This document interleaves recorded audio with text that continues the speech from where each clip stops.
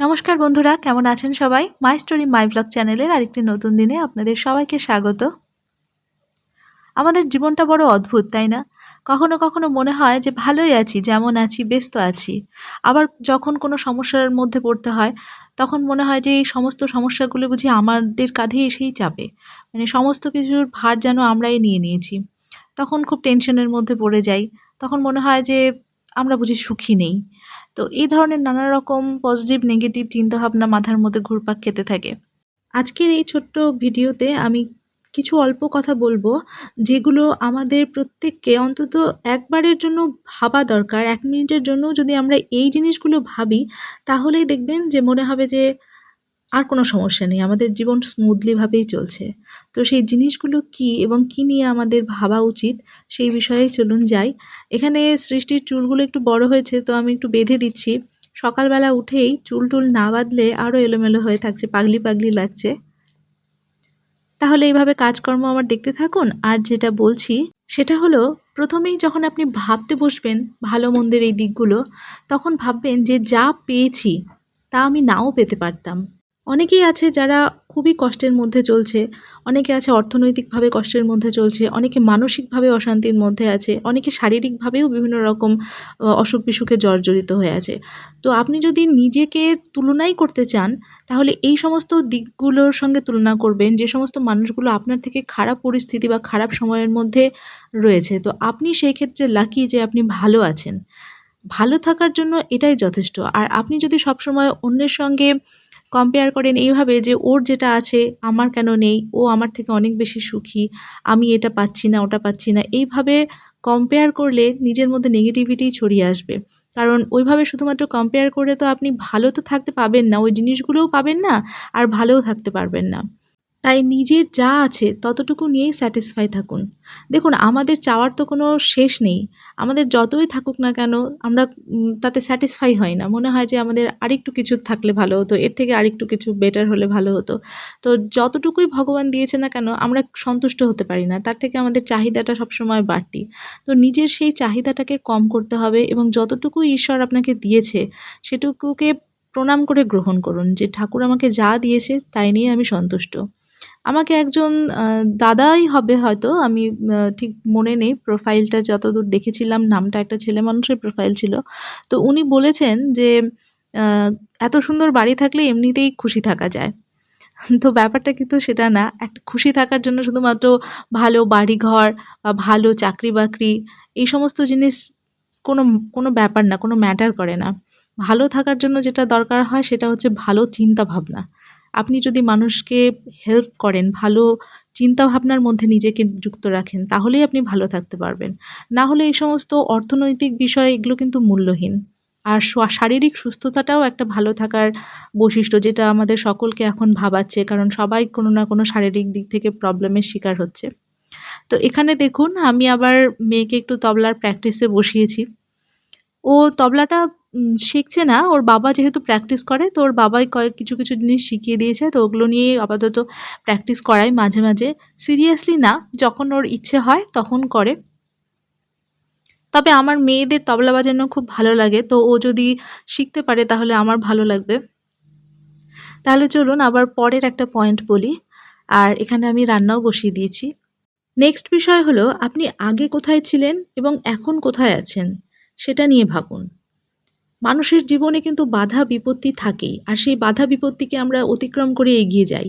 তো এই সমস্ত বাধা বিপত্তি কাটিয়ে আপনি কিন্তু এগিয়ে যাচ্ছেন। এটাই কি যথেষ্ট নয়? আপনি ভেঙে পড়েননি। আপনার মধ্যে যথেষ্ট শক্তি আছে।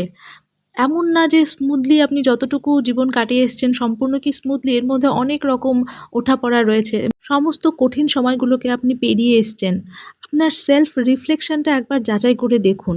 নিজের অতীতটাকে এবং নিজের বর্তমান পরিস্থিতিটাকে একবার কম্পেয়ার করে দেখবেন যখন, তখন নিজেকে মনে হবে যে আপনি যথেষ্ট স্ট্রং। আপনি অনেক কঠিন সময়গুলোকে সুন্দরভাবে পার করে এগিয়ে চলেছেন।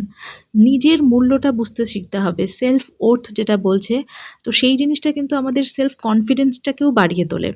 নিজের মূল্য যখন আপনি বুঝতে পারবেন, তখন আপনার মধ্যে আরও কনফিডেন্স গ্রো করবে। আরও কঠিন পরিস্থিতিকে অতিক্রম করে যাওয়ার মতন সাহস আমাদের জোগাবে। আমি পারবো, এই প্রমিসটাই নিজের সঙ্গে নিজে করতে হবে। বর্তমান যুগে এত স্মুথলিভাবে জীবন চলে না। ওঠা-পড়া থাকে প্রত্যেকের জীবনেই। কিন্তু এই কনফিডেন্সটা রাখতে হবে যে আমি পারবো এবং আমার যে গোল, আমার যে লক্ষ্য সেটা আমি পূরণ করব। যদি আপনি নিজে পায়ে দাঁড়াতে চান, এই ইচ্ছাটা যদি আপনার মধ্যে থাকে, তো এই ইচ্ছাটাকে কার্যকর করার জন্য আপনাকে যথেষ্ট পরিশ্রম কিন্তু করতে হবে। শুধুমাত্র মনে, মনে ইচ্ছা থাকলে হবে না। ইচ্ছাটাকে আপনার কার্যকরী করতে হবে এবং তার জন্য যতটা সম্ভব যে পদ্ধতি অবলম্বন করতে হয় সেটা আপনাকে করতে হবে। এই যে যেমন ধরুন আমাদের এই YouTube এর কথাই বলছি। YouTube জার্নিটা মোটেও সহজ না। এটা ভীষণ কঠিন একটা জার্নি। তো যারা এগিয়ে গেছেন তাদেরকে আমার অনেক শুভকামনা। আপনারা এগিয়ে থাকুন, আরো এগিয়ে যান। আর যারা এখনো স্ট্রাগল করে চলেছেন তাদের জন্যও আমার অনেক শুভকামনা। আপনাদের মধ্যে যেন আরো এই সাহসটা থাকে যে না আমি এই স্ট্রাগল করব এবং এগিয়ে যাব। কখনোই হতাশ হয়ে যাবেন না। এই জিনিসটা আমি সবসময় বলতে থাকি। কারণ আমি নিজেও এই জিনিসটা ফলো করে চলেছি এবং একই রকমভাবে আমি ভিডিও দিতে থাকছি। মোটামুটি প্রায় ২ বছর পার হয়ে গেল। তো দেখা যাক আমার ফোকাসটা আমি পূরণ করতে পারি কিনা। এর জন্য অবশ্য আপনাদের পাশে থাকাটাও খুব দরকার। কাপড়-চোপড় কেচে আমি স্নান করেও নিয়েছি। আর ছাদে এত রোদ, তো সানস্ক্রিন মেখে এসেছি মুখে, তার উপরে আবার একটু ঢাকা নিয়ে নিচ্ছি। তো এখানে জামাকাপড়গুলো মেলে দেব। আরেকটা জিনিস কি বলুন তো, আমাদের মেয়েদের একটা অদ্ভুত বৈশিষ্ট্য আছে। এটা আমাদের মেয়েদেরই হয়তোবা বেশি ছেলে মানুষের থেকে। কারণ ছেলেরা অনেক প্র্যাকটিক্যাল, বাস্তববাদী। আমরা মেয়েরা একটু কল্পনাপ্রবণ তো, ওইজন্য যেটা করি আমরা সেটা হচ্ছে ওভার থিংকিং করি। বেশি ভাবনা চিন্তা করি। কোনো একটা কিছু ঘটে গেল, তো এরপরে কি হতে পারে সেটা নিয়ে ভাবতে থাকি বা তারপরে কি হতে পারে, ঘটনা পরম্পরায় কি হতে পারে, কেন এরকম হলো না?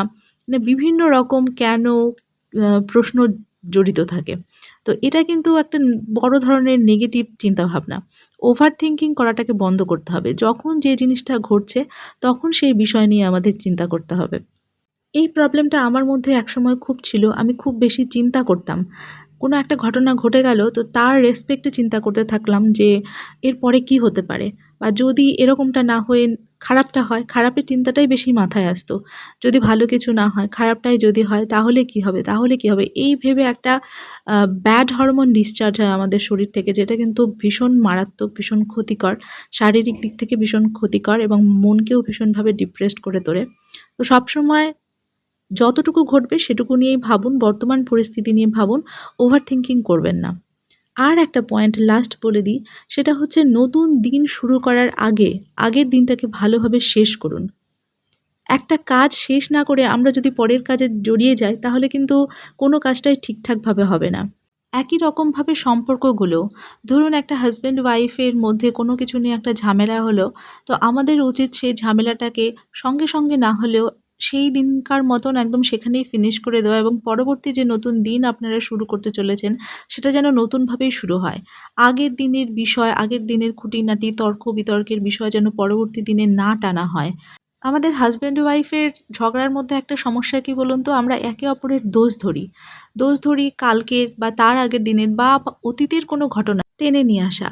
নতুন করে সেই অতীতকে টেনে এনে ঝগড়া শুরু করা। তো এটা একটা কমন বিষয় হয়ে যায় হাসব্যান্ড ওয়াইফদের মধ্যে। তো এটা আমাদের খেয়াল রাখতে হবে যে যেটা পাস্ট হয়ে যায় বা ঝামেলাজনিত পাস্ট যেটা, সেটাকে যাতে রিপিট না হয় নিজেদের জীবনে, সেখানেই ফিনিশ করে দেওয়া এবং নতুনভাবে দিন শুরু করা। তাহলেই দেখবেন অনেক সমস্যার সমাধান হয়ে যাবে আমাদের সাংসারিক জীবনের।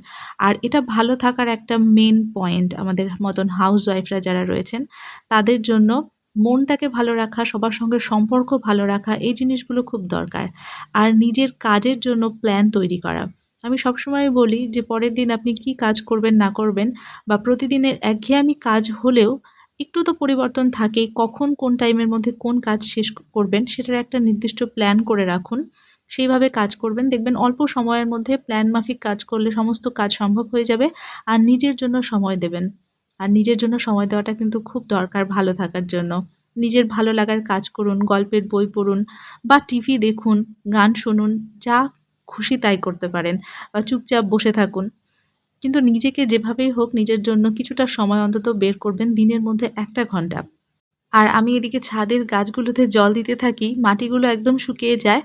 ওইজন্য যেকোনো একবেলা করে তো জল দিতেই হয়। আর ভিডিওটা লম্বা করব না। আজকে অল্প সময়ের ভিডিও। কেমন লাগলো কমেন্ট করে জানাবেন। আর নতুন যারা দেখছেন সাবস্ক্রাইব করবেন।